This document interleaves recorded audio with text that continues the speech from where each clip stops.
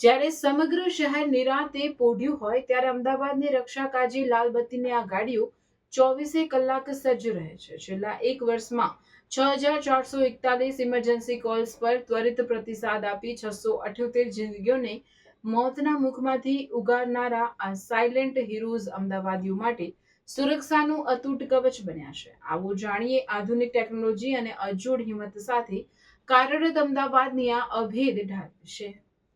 Ahmedabad fire and emergency સર્વિસે છેલ્લા એક વર્ષમાં આગની 2835 ઘટનાઓ અને 3606 રેસ્ક્યુ ઓપરેશન સફળતાપૂર્વક પાર પાડ્યા છે। તાજેતરમાં જ પિલર સાથે અથડાયેલી BRTS બસની કેબિનમાં ફસાયેલા ડ્રાઈવરને માત્ર 1 કલાકમાં સુરક્ષિત બહાર કાઢી જવાનોએ મોટી હોનારત टाળી હતી।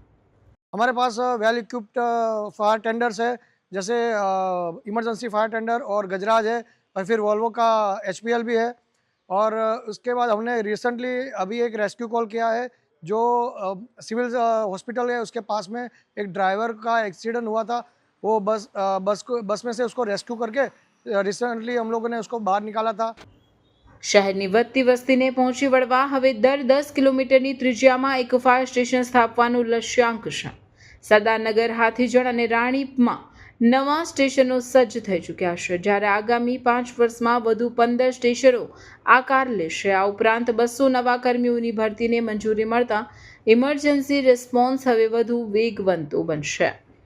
गवर्नमेंट गाइडलाइन के अनुसार हर 10 स्क्वायर किलोमीटर में एक फायर स्टेशन होना चाहिए, जिसमें अभी 15 नए फायर स्टेशन मंजूरी मिल चुकी है और इनका काम जल्दी शुरू होगा। तो 15 इस साल और इसी प्रकार 15 नेक्स्ट ईयर का भी प्लान है, जिसका ऑलरेडी आइडेंटिफाई हो चुका है, ज़मीन आइडेंटिफाई हो चुका है, प्रिंसिपल अप्रूवल भी मिल चुका है। तो विद इन 2 to 3 ईयर्स 50 के around fire station Ahmedabad fire emergency service को मिल जाएंगे। ધી કાંટામાં ઇમારત ધરાશાયી થઈ ત્યારે સાંકડી ગલીઓને કારણે મશીનરી પહોંચી શકી ન હતી, છતાં જવાનોએ સ્વહસ્તે કાટમાળ ખસેડી માત્ર 30 મિનિટમાં શ્વાસ ગણતી જિંદગીઓને બચાવી લીધી હતી। મર્યાદિત સંસાધનો વચ્ચે પણ અજોડ સાહસ બતાવતા આ ફાયર ફાઇટર્સ સાચા અર્થમાં અમદાવાદની રક્ષક ઢાલ છે। દબાયેલ છે તેવી માહિતી મળતા એક બેન અને એક ભાઈ બંનેને અમે સહી સલામત રીતે બહાર કાઢેલ છે। પરિસ્થિતિને ધ્યાનમાં લેતા આજુબાજુમાં ખૂબ જ ગીચ વિસ્તાર હોવાથી ત્યાં હેવી મશીનરીનો અમે ઉપયોગ નહોતા કરી શકતા, મેન્યુઅલી કામ કરવું પડે એવું હતું। 30 મિનિટની ભારે જહેમત બાદ અમે બંનેને બહાર કાઢવામાં સફળ રહ્યા। રેસ્ક્યુ ઓપરેશનમાં એ લોકો આવ્યા ત્યારે બધું એ લોકોએ 108 આવી ગઈ હતી અને રેસ્ક્યુવાળાએ બી જે મારા સાસુ અંદર દટાઈ ગયેલા હતા, આખા એમના પર લોખંડની આખી ટી ગટર પડી હતી, એ એમણે કાઢી હતી અને એ પછી એમને બહાર કાઢવામાં આવ્યા હતા અને એમને હોસ્પિટલમાં ખસેડાયા હતા।